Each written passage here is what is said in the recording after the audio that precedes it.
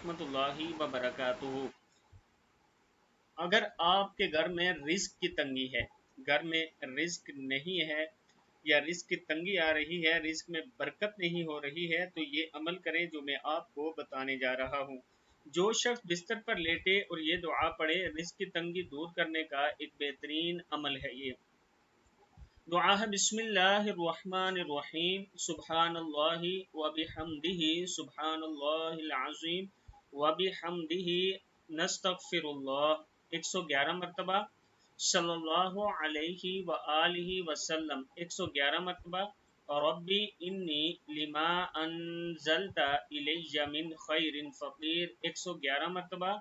बावुज़ू हालत में आप किबला रुख बैठ कर ये अमल कर सकते हैं, और इसके अलावा आप रात को बिस्तर पर लेट कर भी ये अमल कर सकते हैं।